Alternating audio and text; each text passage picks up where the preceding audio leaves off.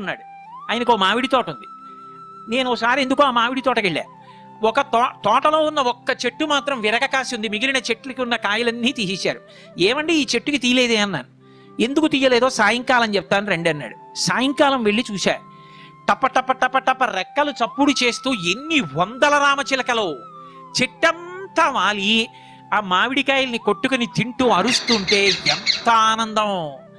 ఏమండి నేను చెట్లు నాటలేదుగా, నేను కాయించలేదుగా, అవి చిలకలు కూడా తినాలిగా.